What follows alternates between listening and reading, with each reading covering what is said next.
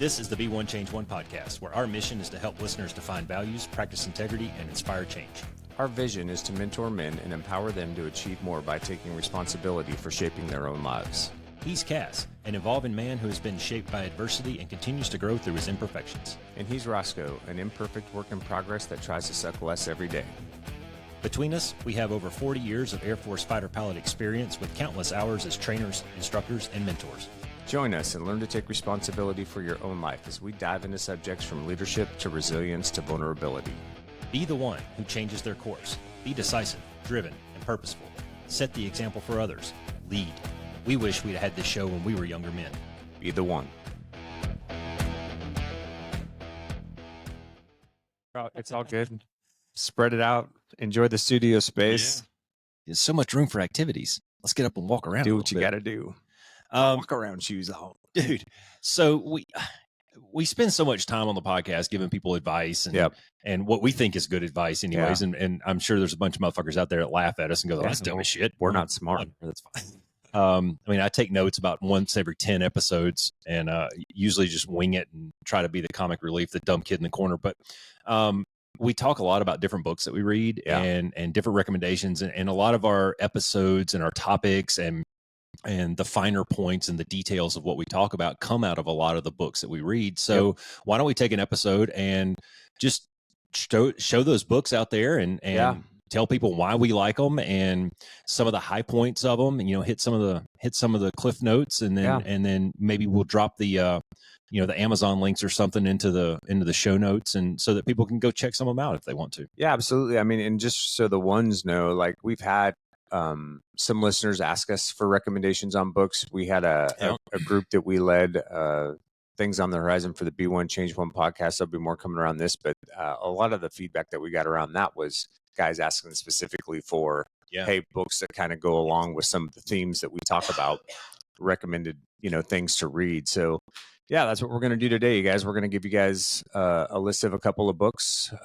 Roscoe and I each picked a couple of things that kind of align with the themes and the messages that we talk about on the podcast, so that if you guys want to get a deeper understanding or pick something up so that you can do some self-learning and kind of expand your horizons on some of the stuff. These are a couple of the books that we would recommend. Well, when we talk about, we talk a lot about mind, body, soul balance and everything in moderation. This mentality of, like, we just got done with an episode not too long ago about motivation and getting motivated to work towards your goals and staying motivated and all that. But that comes with a little bit of a balance. And in that conversation, in that motivation conversation, we talked about winding down at the end of the day, or finding quiet time for yourself, finding some happiness and some time to, like, focus on you a little bit. And I think this is a really good way, is to find something that you're interested in. And guys, some of these books you may not be interested in. Some of them may be over your head. You may be too dry for you. You may just be like, nah, fuck that. Find something, whether it's a newspaper article or I like to read thriller books. And so I'll mix in maybe a self-help book on one hand, and then the next week I'll pick up a thriller book and let my creativity go. And so find something to just let yourself escape a little bit. Yeah, absolutely. And what you'll find too is, some books are really going to resonate with you. There may be some books that you read that you pull a nugget or two out of, but it all goes back to what in that previous episode that you were talking about, like motivation.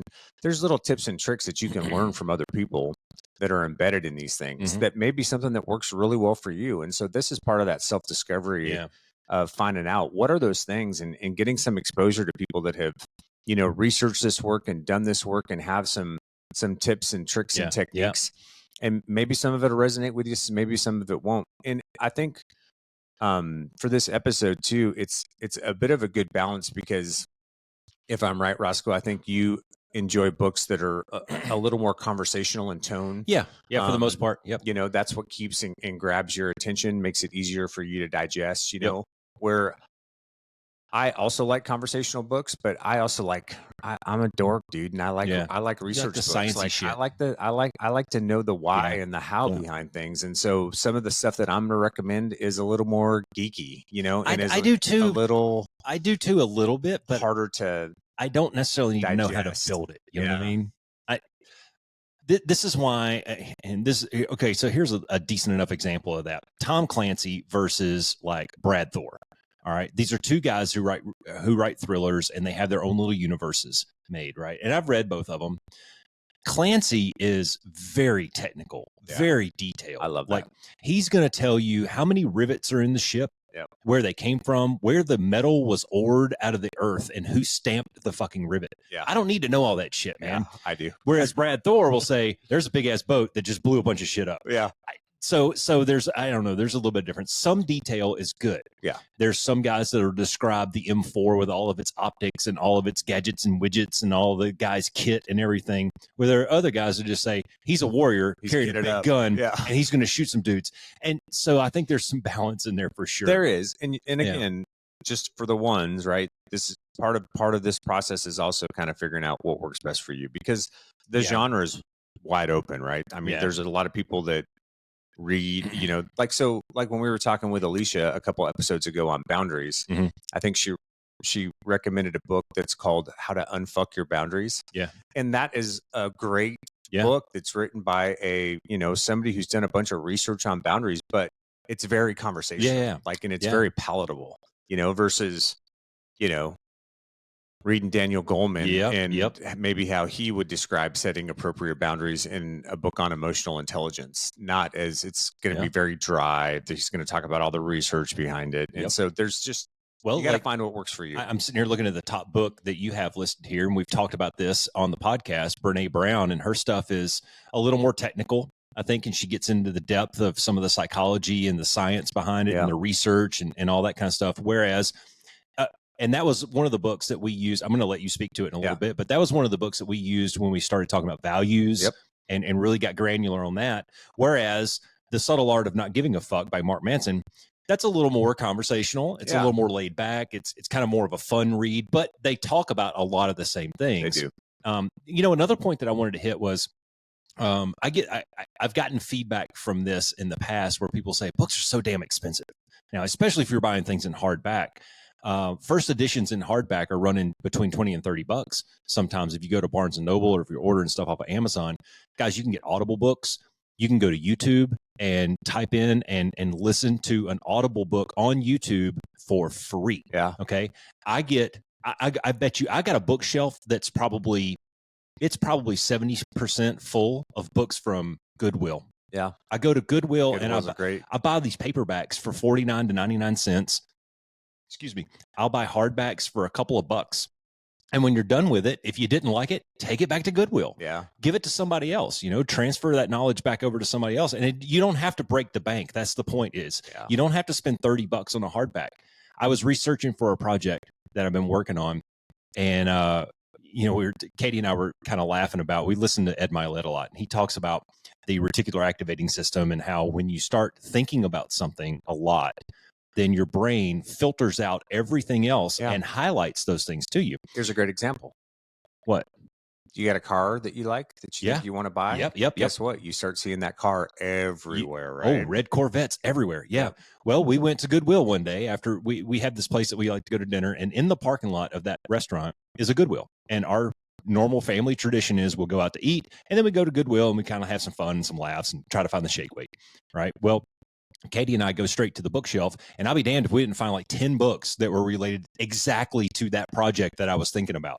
I spent $20, got 10 books, and did all of my research from Goodwill in one stop. Yeah. So guys, you can do this. Like, get out there, go find the cheap stuff, and you can find a lot of these things that we're going to talk about for next to nothing out there. Yeah, for sure. And this is just a way to expand your own knowledge base and to kind of pursue that self-inspection, that self-awareness, and to learn about some of these things and gain a deeper understanding. If you're interested in doing that. So a lot of these books, there are summations written up online. There's blog posts related to them that will kind of give you the highlights of the books. So my point is don't let money be a barrier. Yeah. All right. Because there's a lot of cheap, free ways to get some of this knowledge. So why don't you go ahead and lead us off, man?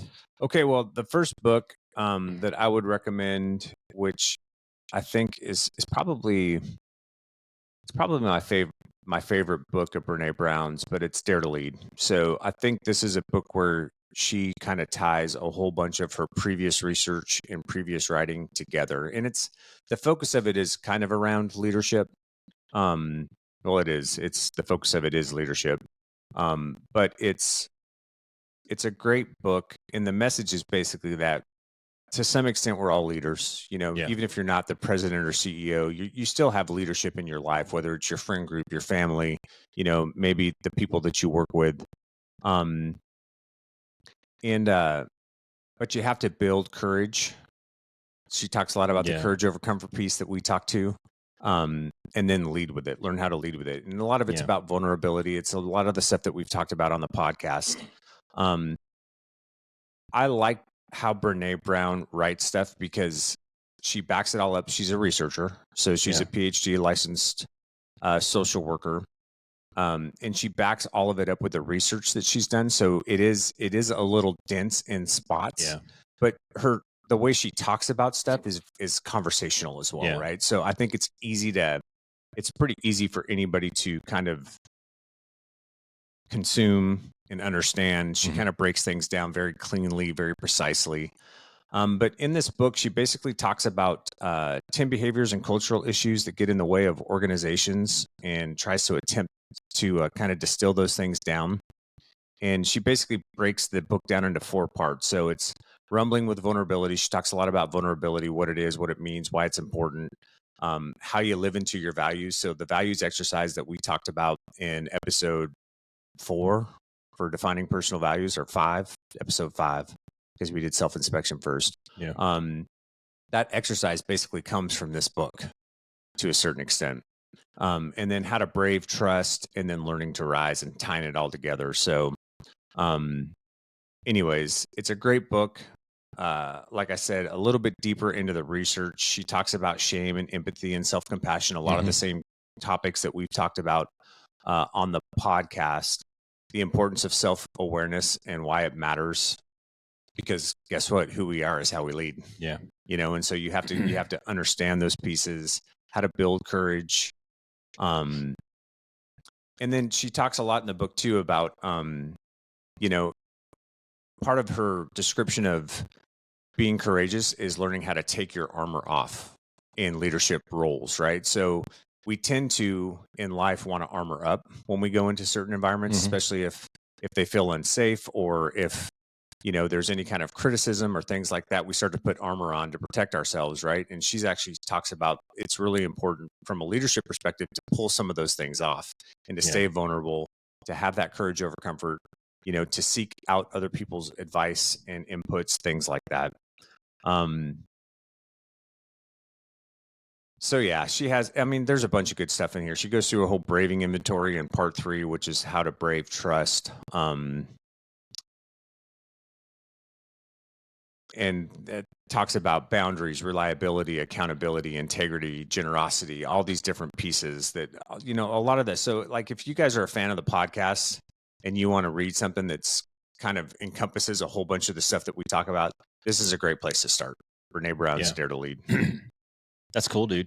I'm interested to read it, and I see I'm looking at the book here, and guys who are listening and not watching on YouTube, you got a lot of sticky notes. Well, that's actually because Alicia and I have both read this book, and all the sticky notes are hers. Well, but I was going to get to a point here though, how do you feel when you're reading a book? Do you have a pen? Do you like to write in your books? I do. So okay. If it's a book that I'm really going to get down into the nitty gritty on, I like to get it where I can hold it, because I like to write the margins. I like to underline. I like to make comments. I've gotten good on my Kindle Scribe, which I love. And I use this a lot when I'm on the road, but I like to download books on here, and I can do the same things. I can actually click a little thing that puts a note in and gives me an icon, and then I can write down all my little notes and my thoughts about maybe whatever they're saying or how it relates back to something else. So there's like you were saying, there's a bunch of different ways that you can tackle it. You can do it electronically, but I take a lot of notes when I read books like this, so that I can kind of pull out the pieces that are important to me and the things that resonate with me, if that makes sense. No, I'm a tangible I like to flip the pages in the book. I like to hold a book in my hand and I like to flip the pages, and I like to watch my bookmark make progress through the book. It gives me that feeling of accomplishment and that little dopamine hit of, oh, cool, I read 20 pages today. But guys, if you're an ebook reader or if you download something in PDF onto your phone or whatever, all the things that Cass just talked about in his Kindle Scribe over here about leaving little sticky notes and underlines and whatnot, you can do that in PDF highlights, as well. all of that stuff. I had a friend who was writing a book not too long ago that sent me he wanted me to be one of his advanced beta readers. Sent it to me in PDF form, and I just downloaded it. I put it on my iPad, and I went through there, and I was able to add sticky notes and comments and underline and highlight and all that. So, again, don't think that you have to fall into this trap of spending $30 for a book, and then you feel bad when you score it up with a pen. I'm telling you, there's a lot of power in that, because some of these books I've read 3 or 4 times. Some of these books I'll go back through and I might underline something else, or I might make another note in the margin. And I think it's important to go back and see what you've highlighted and see what was important to you at the time. Yeah. Well, and like you said too, the first time I listened to Man's Search for Meaning, I was listening to it on Audible. Yeah. And I was just listening to it going to work. And then I was like, oh, this is really good. And so then I had to buy it so that I could actually take notes, because I can't really, take notes and transcribe things that are important to me when I'm driving to work in the morning. So that's another way to do things too. If you want to check something out, you can get a free download on Audible, start listening to it, see if it sounds like it's going to resonate or not. And if it does, then you can always go find a way to pick it up, whether electronically or in hard copy, so that you can make your notes and go through it. I found that book for $1.50 at Goodwill. Yeah, and that's a great book too. See, I mean, that would be and that's just an example, man. If you go through there and you just skim the shelves of the Goodwills or your local thrift shops or your used bookstore or whatever, you can find some little gems like that. And I found some really good ones. Yeah. So in closing on Brené's thing, I'll just give you kind of the 3 big takeaways I think that she kind of offers from the research that she's conducted over like 30 years. And that's that the level of collective courage in an organization is the best predictor of that organization's ability to be successful in terms of culture, to develop leaders, and to meet its mission. That the greatest challenge in developing brave leaders is helping them to acknowledge and answer their personal call to courage, and that courage can be learned. So again, it goes back to the things that we talk about on the podcast. Most of these things are skills that you can develop. They're not inherent to people. And then we fail the minute we let someone else define success for us. Yeah. Well, I mean, just in the title, you can read into what it's about, and it's get out of your comfort zone, man. Try new shit. Get in the arena. Try it out. Tyler just called me this past week. He left me a message, sent me a text, and left me a voicemail. It says, "Hey, Dad, I really want to talk to you. I got some questions about leadership."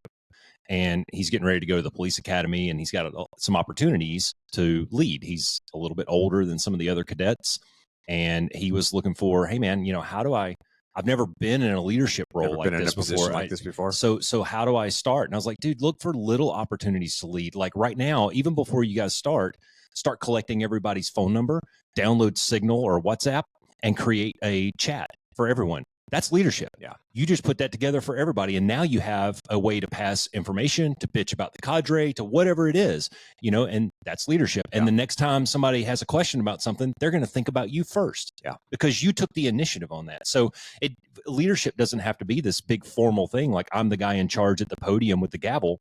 No, little opportunities like that to lead or be an example, he was wrapped up about this thing about, man, I don't know if I can finish first on the PT test. There's guys out there that are faster runners. Dude, it doesn't matter, man. If you're giving your version of 100%, people are going to see that. Whether you finish 10th or first, it doesn't matter. If you pass out in the grass afterwards, they're going to see that and they're going to do, dude, that dude just left it all on the field. Yeah. That's inspiration for someone else. And that's right. Called leadership. Yep. So that's you good. You can lead at any level. We've talked about that before. That's good, man. That's good. All right. What do you have? Yeah. So dude, I hate doing this. I feel really bad about doing this, but Katie would kick my ass if I didn't talk about work hard, don't suck. Yeah. And it's not because I'm trying to brag on my own book or anything, but I just want to give the listeners a background. I've mentioned it a bunch on the podcast, but I don't know if I've ever gone into detail about how this book came to pass. Where was the inspiration for it, and why did I put in here the things that I put in here? So when my youngest kid was about, I don't know, 15 or 16 or so, he came in one night. He was practicing football, and he came in. He had his Beats headphones on, his hat backwards, no shirt, backpack slung. Comes into the house, goes straight to his room and shuts the door. Didn't say hi or anything. And I don't know, something hit me right there in that moment. Katie and I were sitting in our living room, and I leaned forward in my chair and looked at Katie and I said, dude, I think we're done raising our kids. You'll never stop being a parent, but I think I'm done raising them. I've taught them right from wrong. They're pretty much self-sufficient at this point. They can feed and clothe themselves. I mean, we've given them the tools, and now we just got to keep molding that piece of clay and make a swan out of it, right? Yeah. And you really don't get feedback on how your parenting was until you release your kids out into the wild. And once they go out into real world and you sit back and you observe how they interact and how they function, that's when you see the things that you did over the last 18 years or so. And you see where that fits in. You see, oh, okay, he's shaking people's hands and he's maintaining eye contact and he says yes, sir, and no, sir. So we did something right. You're not always going to get it all right, but you can see those pieces in there. So with that, I just spent a lot of time in my room just sitting there thinking about, where do I go from here? Like I've given them the tools over the last however many years. Now what? Like, how do you take that next step of parenting? And what I wanted to do is I wanted to capture as much of the dumb dad advice that I've been giving them over the years and put it into a book. So my idea was I was going to take a 8.5 by 11 piece of paper, single spaced, and type one page on all these various topics. Step one is identify the topics. So I took about 2 or 3 months and I brainstormed and I started coming up with things.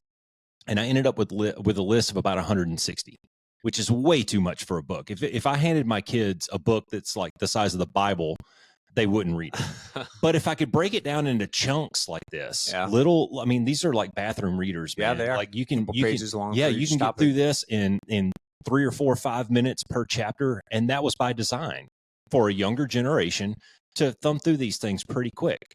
And here's one. Here's the one, two voices, like we were just talking about on a previous podcast about Stan and Jack. Yeah, there's a whole conversation in there about it, about 3 or 4 pages about it. Here's country music and dirt roads, and that's all about, dude, sometimes you got to find your happy place and just unwind, man. And for me, sometimes it's roll down the windows, put on some country music, and fly down the dirt road. Yeah, and it takes me back to my roots. Here's one on emotional equity, and there's the whole book is really it's formulated, it's put together in a way that I tried to take the 60 highlights out of that list of 160 of dad advice. If I were going to pass anything on to my kids, one last volley of dad advice, that's what I put into Work Hard, Don't Suck. Yeah. The title came from, really, I think that's just, I don't know, if there's a secret hack to life, that's it. Work hard and try to suck less than you did yesterday, and I think you're going to keep moving the ball forward. Yeah. And so anyways, that's my plug for Work Hard, Don't Suck. It was written for my kids. It's not like a Brene Brown book. There's not a lot of researchy type stuff in there. It's more anecdotal. There's a lot of hyperbole. There's a lot of stories, personal family stories, because one of the side goals of the book was to capture a little bit of family history in there. So I try to tell some stories from when the kids were young or when I was young, and pass some of that on to them. Yeah, that's awesome, man. So awesome. You can find it on Amazon. It's cheap. Leave me a review. Yeah, right on. Like and share, please. Like and share. Yes. Okay, the next book that I have is a book. So this book was hugely impactful in my life because I was given this book when I was going through a very difficult time. When I was going through my divorce, from my first marriage, and it's a book called Transitions: Making Sense of Life's Changes by William Bridges. Strategies for coping with the difficult, painful, and confusing times in your life. This is a great book, and I brought it specifically today so that if there's any ones out there that are going through a really tough transition, whether that's, the end of a relationship, the end of a marriage, maybe changing in jobs, like an impactful transition in your life, retirement. A lot of guys struggle with that. That's tough. Shifting from the military to the civilian side of the house. I think this is a really good book. So I'll give you a little summary of it. Basically what it does is it takes people kind of step by step through. He breaks it down into the kind of 3 stages of a transition, and kind of explains how each stage can be understood and embraced. It's not super, I haven't read it in a while. It's not super researchy, I don't think. I mean, he has research in here, and it's a pretty easy read. It's not a real long book. But, he talks about the fact that every transition starts with an ending, but so does every beginning, right? You don't get to the next chapter until there's a song about that. Yeah, isn't there? right. Yeah.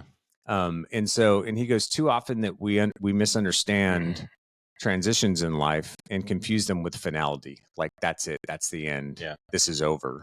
When really endings are just the beginning of the process of starting to move forward.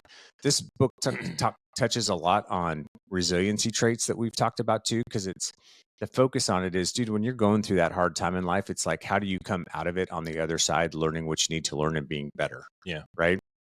So he talks about the fact that we have to let go of the old thing before we can pick up the new one, not just outwardly, but inwardly, where we keep our connections to people and places that act as definitions of who we are. So you kind of have the ending, you have this neutral zone, like this shitty place in the middle. That's the second hurdle, where things seem like unproductive. It seems like an unproductive time, and we feel kind of disconnected from people and things in the past, and almost in some ways emotionally unconnected to the present, because we're just kind of in that limbo stage. But that neutral zone is actually the place where you get an opportunity to reorient and pick that new direction. And the book goes into a lot of detail about how to make the most of that time and the things to do to kind of move yourself out of it, if that makes sense. And then the new beginning. In transitions, we come to beginnings only at the end. So we launch into new activities and make new discoveries about ourselves, right? This is that resiliency piece, is finding out those things that maybe were causal to whatever happened, or the changes that you need to make, or, whatever your role is, taking responsibility and having accountability around that stuff, and then figuring out how to shift, reorient, and move forward in a really positive direction, so that you can make a successful new beginning. And that requires more than just persevering, but also understanding external signs and inner signals that point the way to whatever's going to be your new future. And so anybody that may be going through a transitional period out there, or a tough time, this is a great book, I think, that really helped me figure out how to move through that stuff and kind of reorient myself in a positive direction, and understand that some of the things that I was going through, especially in that neutral zone period where it does feel unproductive and you do feel kind of disconnected from and emotionally disconnected from everything. Like, if I remember right, the analogy he uses is, sometimes if we're on one side of the road and we need to get to the other side of the road, well, sometimes you just got to sit down in the middle of the road for a second. Yeah. So that you can kind of orient yourself to which direction you want to go, and you probably don't want to go back to where you just were. You got to move across to the other side, but what does that mean? And so, anyways, great book. It's good for anybody that may be going through a really difficult transition in life. As you were describing that, I was thinking about, I had heard this story in a book. I can't remember the author's name, but the book is called The Intentional Father. And he took his son to a cemetery one time, and they just stared at a headstone for a little bit. And the kid's like, "Dad, what the heck?" And he's like, "Hey, you see those 2 dates on there? That's the beginning and that's the end. But what's the really important part? It's that dash in the middle. And that's your life, right? So focus on the dash." And him and his kid, they kind of came up with this little banter back and forth to him today. He's like, "Hey, what'd you do for your dash today? Are you working on your dash?" And I thought that was kind of cool. And as you were talking about that transitions, I was thinking about what you're really saying is there's an end, but it's not a period at the end. It's a comma, now what? And so focus on what's the comma? What's the comma, now what? After whatever it is that you're facing. Or maybe it is a period, but on the next page starts the new chapter. And what goes down in that chapter is completely up to you, and how you reorient yourself in the work that you do around yourself, what that chapter is going to look like. Yeah. And we've talked about that. If you don't learn the lessons from it, man, then guess what life's going to do? It's going to continue to provide you the opportunity to fuck it up until you figure it out, right? And so that chapter may look very similar to the previous chapter, with a very similar ending Yeah. until you go through the process of figuring those pieces out for yourself and then actually being able to reorient yourself in a positive direction. No, I think that's a great analogy for life too. And I remember back to, we did an episode where we just asked each other 5 questions very early on, like episode 2 or 3. And one of the questions that I asked you was, what chapter are you in your life right now? And it took us a while to kind of figure out what that exactly meant and all that. But if you look at your life as turning a page to a new chapter, like when I retired from the military, that's the end of a chapter. That's really not even a chapter. We're in the next part of life. End of part 2. Yeah, welcome to exactly. part 3. Like there's 4 parts of my life, and I'm now in part 3. So, I think that's a really good way to kind of think about it. But bottom line is there's always a yes and at the end of this. It's not final. Until you're 6 feet under, you've always got tomorrow to look forward to. Yeah, and when we were doing the group, one thing that one of the guys brought up in that group that I thought was really good, and I had this question asked of me on a podcast that I was on recently, where he's like, if you could say something to 19-year-old Jason, what would it be? And we've had this conversation too. Yeah. And one of the things that I would tell myself is, it's everything works itself out. Like it's going to get better. It's going to be okay, right? It's all going to be okay, right? Yeah. Like, because sometimes when you're in the middle of it, it just feels fucking overwhelming, and it feels like. I mean, when I was going through my divorce, dude, it was brutal. Like, because, dude, I lost my family. Yeah, that's hard. Dude. Everything that I had believed in and built towards, and expectations, all that stuff just came to a halt, and everything just kind of fell down around me, and it was very difficult. Yeah. And then there's all the worries about what the future is going to look like and how the impact it's going to have on your kids. And, it's a really gross, muddy, disorienting time in life. But it works out, right? And it gets better. Things get better. And if you do the work right, you can come out being better for it on the other side, and not fall into the same pitfalls that you had when you were younger, not make maybe the same decisions or choices or mistakes that got you to where you were to begin with. You can learn a lot from it, and that's the important piece. So anyways, great book, Transitions. Well, and that's a good segue into what I'll bring up for my next one. And that's, I really wanted to bring in Atomic Habits by James Clear, but I couldn't find my copy of it this morning. And then as I thought about it, I was actually thinking, I was like, CAS is going to bring in a bunch of very technical, very researchy, very point by point type books. Because I know you and I know you're a nerd. So I tried to bring in some things that are a little more conversational. And if you guys are watching on YouTube, you'll notice the size difference between my books and CAS's books. And has nothing to do with any euphemism you might be thinking of. We're not compensating for anything. But Badass Habits by Jen Sincero. She is, when you start reading some of this stuff, if you read enough of it, I guarantee you, after you get about 10 books in, you realize they're all kind of about the same. Yeah. They're giving you the same message. They're just giving it to you in a little bit of a different voice or a different way. And this one, as opposed to Atomic Habits, which is a little more technical, a little more sciencey, this one is very much more conversational. She's very fun. You'll laugh out loud when you read this book at some of her anecdotes that she puts in there.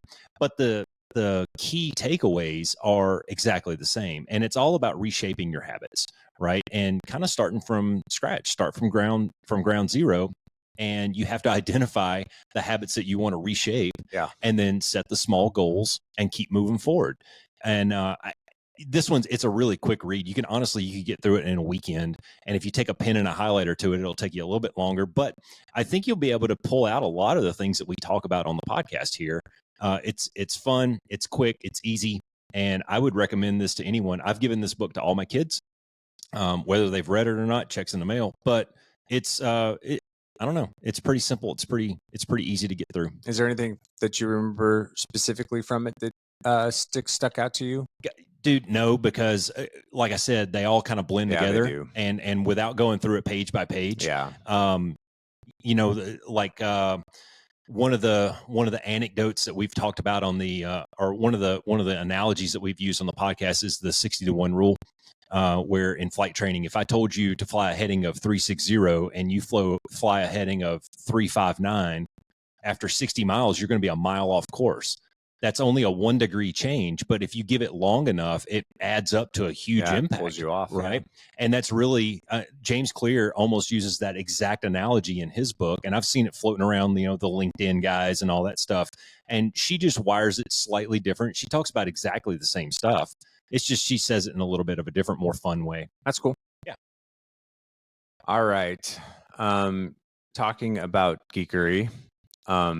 So we just did that 2-part series on emotional intelligence. And Daniel Goleman is the guy that created or did the research behind emotional intelligence. I based all that research off of his original book that breaks down the 4 domains that we talked about, all that kind of stuff. But he has a follow-on book called Working with Emotional Intelligence. It's kind of talks more, instead of talking specifically to the 4 domains and kind of the EQ, IQ difference, it's a little more into leadership and how to lead with it. It kind of gets into domain 2, 3, and 4 with greater detail and some anecdotal stuff that he has research wise around that. So, so it's kind of focused for if you're trying to get ahead in your career. And he just talks about the fact that the secret of success is not what they taught you in school, right? It's not about IQ or the degree you have. It's really about emotional intelligence. And so he goes through kind of, in a more succinct way, I think, how to tie this stuff back to the self-mastery piece, and then, the empathy and social awareness stuff, and then how to bring that all together. And how you work with other people. So this is a really good book for anybody that liked the topic of emotional intelligence, but wants maybe more of instead of his original book, which is just kind of the research and how he breaks up the domains and why he does it that way. This kind of gets more into the execution of it. Is that one a little bit of an easier read than the first one? Yeah, I mean, it's written in the same vernacular, and so it's it's very researchy, and he backs it up with, he backs it up with a lot of good examples and anecdotal stories. But it's much more focused on like the practical application of emotional intelligence and how it works in like the workplace and in relationships. Where the first book that we kind of did the podcast off of is more all of his research behind how he came up with all those things, if that makes sense. Yeah. There's I was just looking up this book that's very similar to what you're just talking about emotional intelligence and everything. It's 101 essays that will change the way you think by Brianna Wiest. Wiest or Weist, I don't know how you pronounce that, but I have this on my bookshelf. I don't know, maybe 2/3 of the way through it, but it is more, it's less researchy. It's just short essays. Application. But it's more conversational. Yeah. In where you might get the details and the research tech data out of something like what you're holding, versus if you just want to read some stories that kind of are maybe a little bit easier to relate at on a personal level. That's a decent one. Yeah. This one is kind of broken down into 5 different sections, and the first one's just, he calls it beyond expertise, and that's kind of where he talks about the case for soft skills, the difference between EQ and IQ, things like that. But then it goes right into self-mastery is the whole second section. Self-control, all the things that we have already talked about on the podcast. People skills, which gets into that social awareness piece. The art of influence, a new model of learning. So he talks about some best practices in there. And then he goes into, this book also talks about like emotionally intelligent organization. So how to bring that into the organization, how to make the organization operate from kind of an EQ perspective, which is different from the first book in that sense. So nice. It's a good book. Cool, dude. It'll take you a while to get through it though. It'll take me a long time to get through it for sure. I probably had to read it twice. When I read technical stuff like that, I end up having to go back and reread so much. Like I'll have to reread paragraphs over and over again because my mind drifts when I'm reading the more technical drafting stuff like that. That's why I like a little bit more of the plain English entertainment type. It's easier for my brain to hang on to that. Yeah. I think, and give me the big picture, the big highlights. I don't need to know where the rivet was ored. Sure. I just need to know it has rivets. Yeah. Right? Well, and like I said, that's where you have to just figure out what works best for you. I enjoy that kind of shit. So like, people used to get people used to get when we were in a fighter squadron, people used to get bent out of shape about, what the inner workings of the bombs and the missiles, and like, well, the data is passed up and down the 1553 and da da da da da. And I'm like, dude, I don't give a shit, man. Yeah. When I hit the pickle button, is it going to go to the guy that I want it to go to? Yeah. That's really what I care about. Yeah. I don't need to know how to build it. Just remember the weapon school workbooks that you could build this thing out of matchsticks and bubble gum. I had to learn. Jesus. Some of it's valuable for tactical execution, and I can't say numbers, but like knowing in the Viper that ACM mode gives you a tighter Doppler, a lower Doppler number to actually get a lock. Then not saying you don't need to know how it works. So, but yeah, just don't care how it's built. Yeah. I don't need to know that you used, titanium versus iridium. I'm a white guy. I don't give a shit. It's like we were I was giving some academics to a class a while back, and some guy asked, so is this thing stamped out of a single piece of metal, or is it like put together? Is it forged? Or is like, dude, I don't fucking know. And also, who cares? Yeah. Like, does it work? Yes or no? Yeah. That's what you care about, man. Yeah. I have to teach some of the academics that I teach are very technical, like what we were just talking about, the inner workings of the how and the why and the here's how to build it kind of thing. And I tell all the classes, I'm like, dude, you don't need to know this, right? You need to know how to use it to kill people. That's all you need to know. What does it look like? What does it smell like? Hit the pickle button. Is it going to go to the guy that you want it to and make him go away? We had I think it was like a 3-hour class at weapon school on basically how to build the AMRAAM. See, don't give a shit, man. Dude. I remember going to Wessups and getting those briefs from the engineers, and I'm just sitting in the back going, don't care, don't care, whatever. All right, so next up on mine is this is a book. Honestly, man, I just got through this one, I don't know, maybe 3 or 4 months ago, and it's The Comfort Crisis by Michael Easter. Embrace discomfort to reclaim your wild, happy, healthy self. And Katie had picked this up years ago, and it was sitting there on the shelf. I don't know why I hadn't gravitated to this, but I was looking for a book to fill a gap that I needed for a program I was doing. And Katie says, "Hey, have you looked at this one?" I picked it up and kind of read the back cover. And I was like, "Oh, okay, I'll give it a shot." Dude, this turned out to be a really awesome. I was really captivated. Yeah. I got through it in like a weekend. And the reason is it's very conversational. He has a lot of technical stuff in here and a lot of sciencey stuff, but he tells it over a story of him going hunting in Alaska. So he takes, that's cool. Yeah. So the whole thing is framed around this hunting expedition that he and a couple of his friends went on. And he's not a hunter. He's I don't know, he's a city guy, Pittsburgh, Philadelphia, something like that. But he signs up for this expedition up in Alaska, up in the Brooks Range, and goes up there with a couple of guides. And he learned a lot about himself. Oh, I bet. Sitting on that hillside in the rain, being bored, just waiting on caribou to come. Yeah. And I found it very intriguing, the way that he tied his story together. And again, not to plug my own shit, so to speak, but my book, No New Lessons. I was just going to say, you learn a lot about yourself when you're wet and cold. That's like right. No New Lessons. That's right. So No New Lessons. And maybe that's why I was captivated by this book so much, is because I had a lot of flashbacks to that book, and the way that I put that book together was all based around a hike that we took in Alaska, but we drew out a lot of big lessons learned for life in there. And I found the same thing in The Comfort Crisis. I think it's very good, man. And it's really not, I mean, you can look at it's big font. You can get through it really quick. It is a hardback. So this is the one hardback that I brought today to kind of keep up with Cass's big pile over there. But, Comfort Crisis by Michael Easter, highly recommended, very entertaining read. You'll laugh out loud on this one too, about him sitting on the side of the hill and figuring out how to take a shit when his asshole's icy, and it's kind of funny.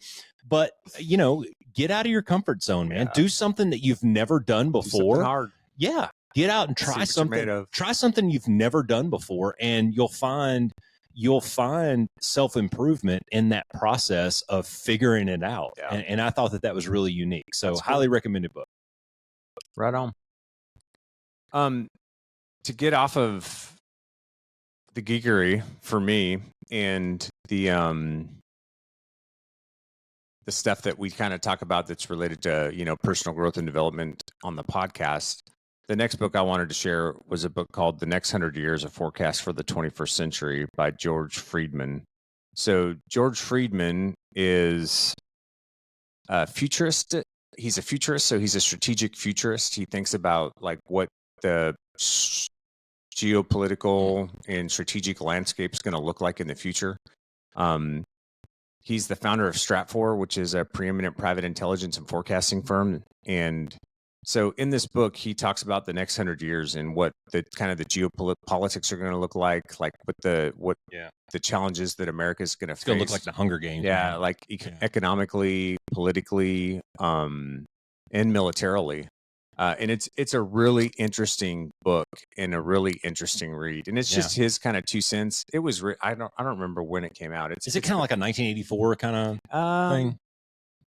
No, he's really it's much more focused on his expertise, and so he kind of goes through and talks about. Let me get to the table of contents. So he talks about just the things that he sees in the future. So he talks about like population centers and culture wars, and the fact that Europe is largely declining, like birth rates have declined, and the effect that that's going to have on the European front. Interesting thing in this book is he doesn't see China as the near long range peer competitor for the United States in the future. He actually comes up with a completely different answer based on just the predictors that he uses and the things that he sees.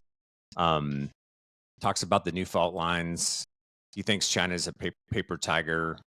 Talks about Russia, and then kind of when he gets into the 2040s, chapter 7 is about American power in the crisis of 2030, which he goes into a whole I'm not going to ruin it for anybody, but the new world that emerges from that, and then the preludes to war, preparing for war, and then a war scenario that he talks about in like the late 40s, early 50s.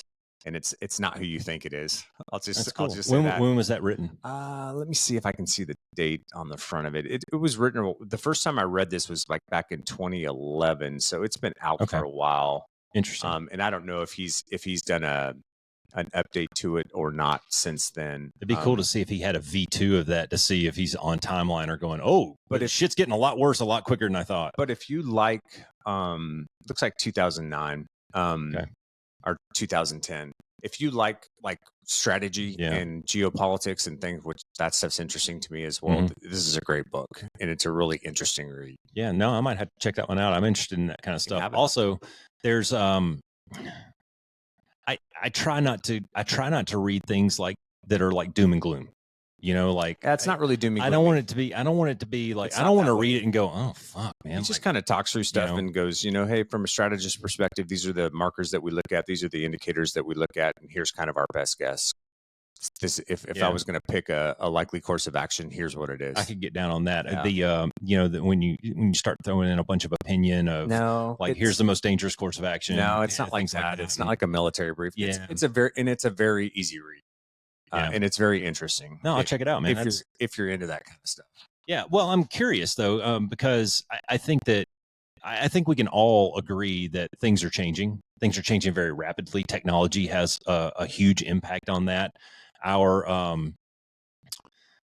political landscape of the United States has changed in the last 20 years so much that I'm curious to see what the educated strategist, and I'm not talking about the pundits and the talking heads on the news. I'm talking about guys who like do this for a living and really get down into it. Yeah. I'm curious to see what they think the next 50 years is going to look like, because it doesn't affect me so much as it affects my kids. Yeah. Like, I've kind of made my bed and I kind of know I'm comfortable where I'm at, but you'd like that book. For a 20-year-old, like he needs something to look forward to. And if it's George Orwell, then I mean, fuck, man. Yeah. You'll like that book. It's interesting. Yeah. Cool. I might check that one out. Awesome. What else you got? You pulled something else up. No, go ahead. Okay.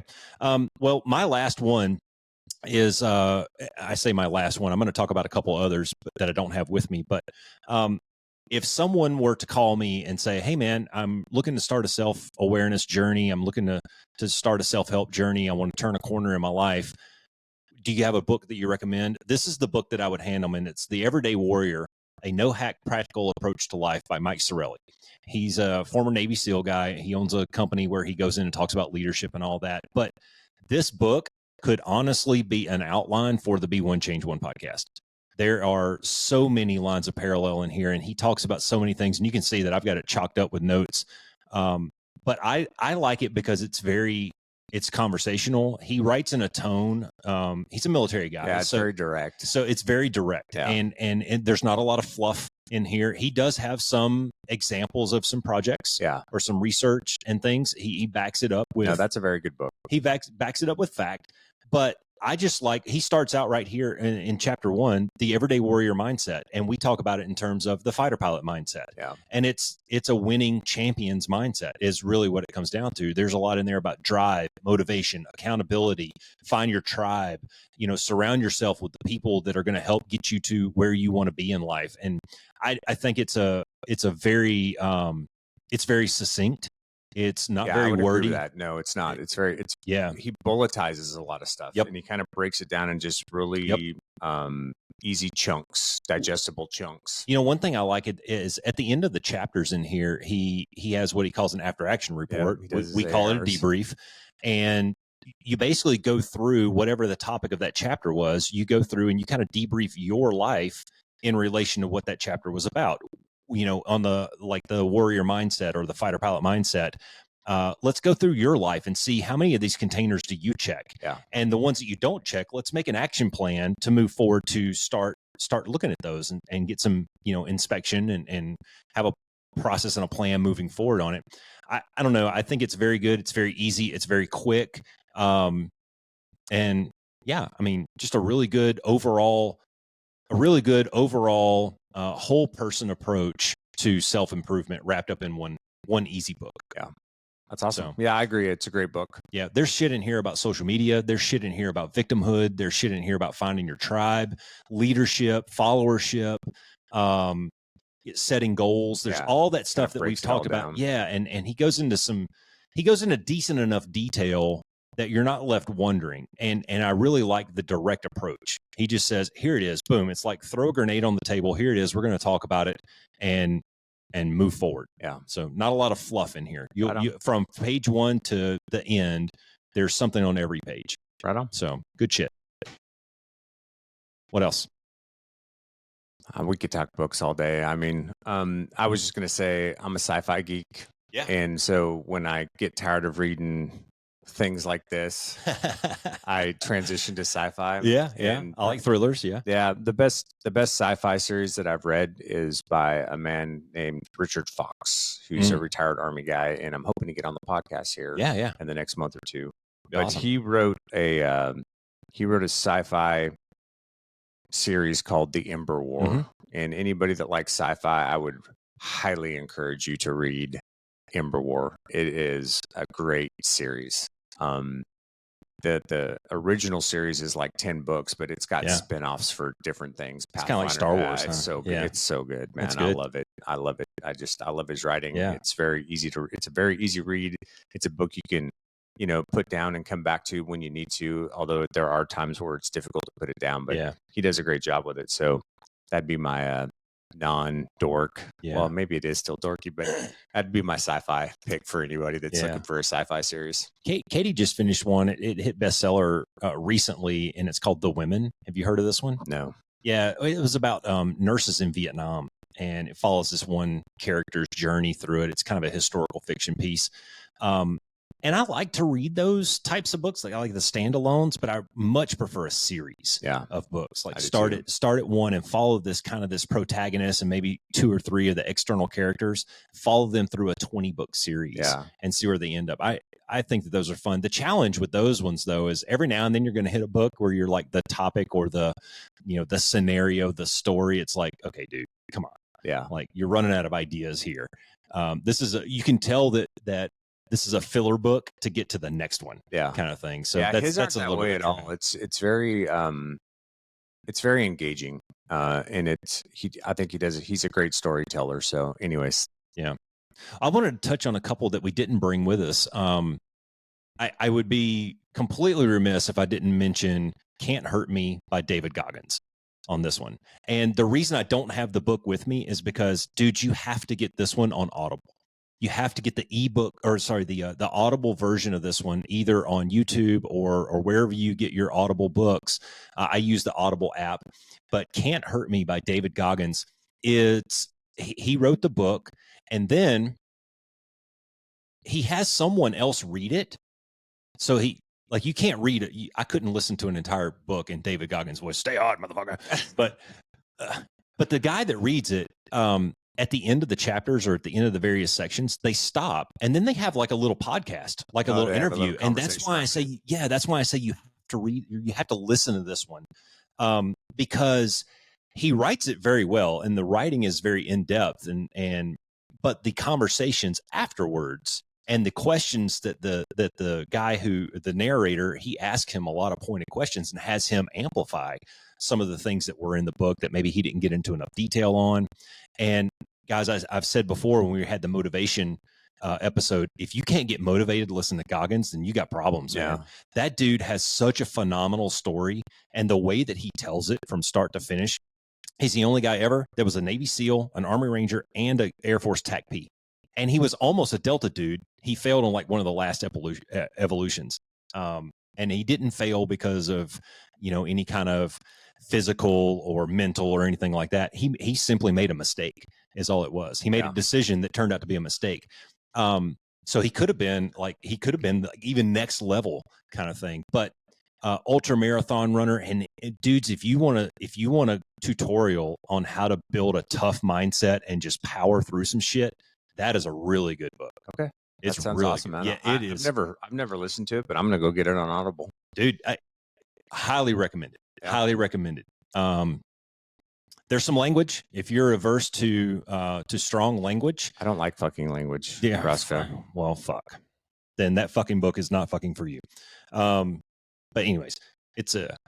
Okay. It's a motivator. Right on. Yeah. Any other ones that you recommend? No, I'm good there. I'll stop there. Okay. I have one more book, but I'm not going to get into it. Right on.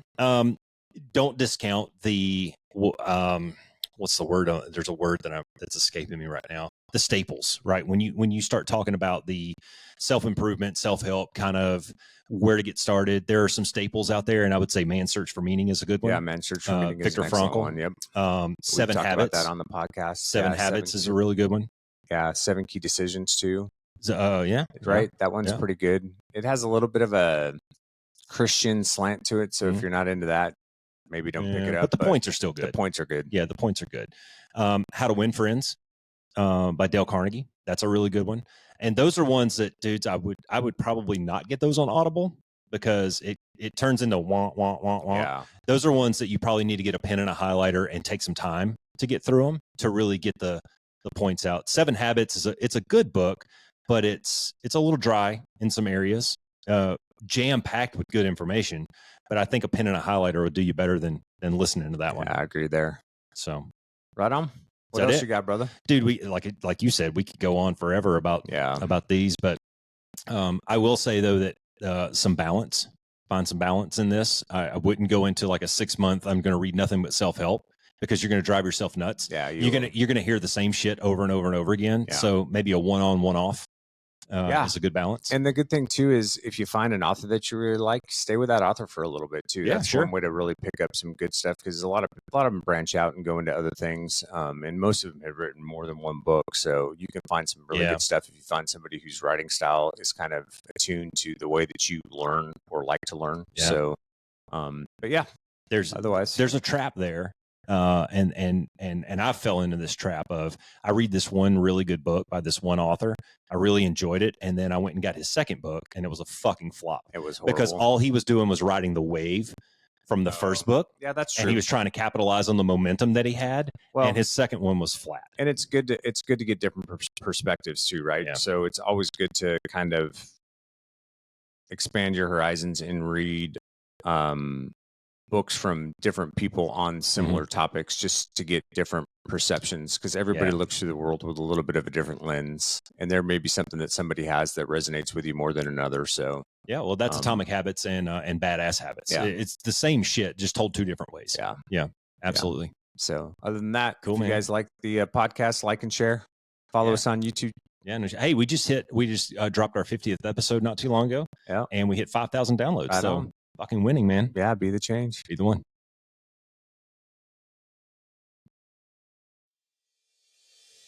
Thanks for flying with the Be One Change One podcast. If you got something out of this show, then be the one and share it in your circles of influence. You can be our wingman through our website at www.b1change1.com. That's B and the number 1, change and the number 1.com. We invite you to be the one and join our fighter squadron on social media at B1Change1 on Facebook, YouTube, and Twitter. You can follow us at Paul Roscoe White on Facebook, Instagram, and LinkedIn, as well as Roscoe's website, www.paulroscoewhite.com. You can email us from the website and please leave comments, share, and ask questions, or leave ideas of things you would like to discuss on future podcasts. Most importantly, be the one that helps us win the algorithm by leaving a review on whatever platform you're listening on. Thanks for joining. Until next time, be the one.